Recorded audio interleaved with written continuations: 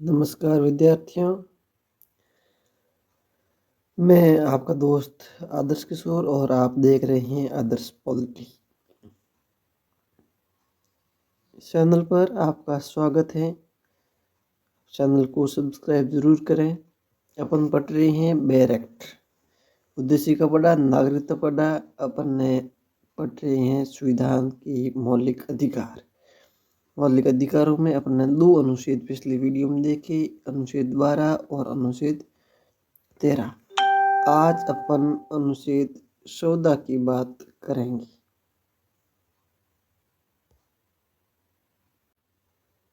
आज अपन अनुच्छेद 14 की बात करेंगे साथियों। समता का अधिकार, जैसा बेयर एक्ट में लिखा है वैसा के वैसा ही अपन पढ़ने की कोशिश करते हैं। समता का अधिकार अनुच्छेद 14 में लिखा है, विधि की समक्ष समता। राज्य, ये राज्य शब्द वही है जो अनुच्छेद 12 में अपन ने पढ़ा। इस राज्य शब्द के वे सभी वो आते हैं जो अनुच्छेद 12 में अपन ने पढ़े, जैसे भारत सरकार, संसद, राज्य सरकार, नगर पालिकाएं, पंचायतें सभी। तो विधि के समक्ष समता, राज्य भारत के राज्य क्षेत्र में किसी व्यक्ति को विधि के समक्ष समता या विधियों के समान संरक्षण से वंचित नहीं करेगा। विधि के समक्ष समता और विधियों के समान संरक्षण। विधि के समक्ष समता, ये विचार ब्रिटिश मूल से लिया गया है और विधियों के समान संरक्षण ये अमेरिका संविधान से लिया गया है। तो अपन बात करते हैं विधियों की समक्ष समता क्या होती है और विधियों का समान संरक्षण कैसे होता है। इन दोनों में अंतर क्या है? विधियों के समक्ष समता और विधियों के समान संरक्षण में अंतर क्या है? तो पहले अपन विधियों के समक्ष समता पढ़ते हैं। समक्ष समता का मतलब है सभी एक समान, किसी भी व्यक्ति को कोई विशेष अधिकार नहीं।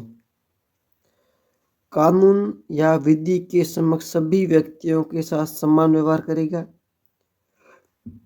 कोई व्यक्ति चाहे अमीर हो, गरीब हो, अधिकारी हो, सामान्य विधि से बढ़कर कोई नहीं होगा। ये विधियों के समक्ष समता है, ये नकारात्मक संदर्भ के लिए लिया गया है।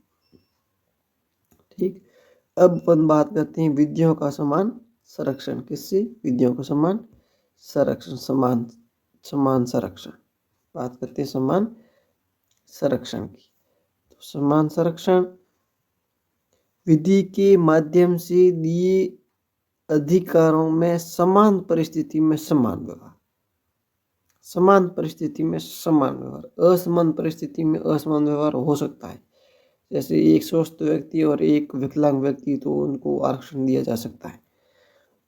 समान विधि के तहत सभी व्यक्तियों के लिए समान व्यवहार, समान के साथ समान, असमान के साथ असमान व्यवहार। और ये है जो सकारात्मक संदर्भ के लिए लिया गया है। और उद्देश्य के आधार पर दोनों ही विधि, अवसर और न्याय की समानता की बात करते हैं। एक ब्रिटिश के बड़े न्यायविद हुए थे डायसी। डायसी ने विधि के समक्ष समता के अधिकार को विधि का शासन के सिद्धांत का मूल तत्व कहा। शक्तियों पर युक्तियुक्त निर्बंधन, परिसीमन तथा स्वतंत्रता एवं नागरिकता अधिकार विधि के शासन के प्रमुख लक्षणों में शामिल हैं। सर्वोच्च न्यायालय ने भी अनुच्छेद 14 के तहत उल्लेखित विधि को शासन को ही संविधान का मूल तत्व माना है और यहाँ तक कि इसे संशोधन द्वारा समाप्त नहीं किया जा सकता। और एक प्रसिद्ध उदाहरण हुए जॉन लॉक, जहाँ कोई विधि नहीं है वहाँ कोई स्वाधीनता नहीं है, इसलिए स्वतंत्रता के अस्तित्व के लिए विधि का अस्तित्व आवश्यक है। विधि ही स्वतंत्रता की रक्षा करती है। ये अनुच्छेद अपने आज शब्द को पढ़ा, शब्द से संबंधित निम्न बातें को अपन ने गहराई से देखा।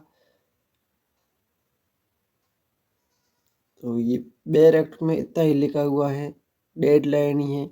विधि के समक्ष समता, राज्य भारत के राज्य क्षेत्र में किसी व्यक्ति को विधि के समक्ष समता से या विधियों के समान संरक्षण से वंचित नहीं करेगा। इसके अंदर अपन ने दो पढ़ लिया, समक्ष समता और विधियों का समान संरक्षण। ये समक्ष समता ब्रिटिश से ली गई है और समान संरक्षण अमेरिका से लिया गया है। तो आज अपन इतना ही पढ़ेंगे। नेक्स्ट वीडियो अपन पढ़ेंगे अनुच्छेद 15, धर्म, मूल, जाति, लिंग, जन्म के आधार पर विभेद का प्रतिषेध। जय हिंद, नमस्कार। चैनल को सब्सक्राइब जरूर करें साथियों।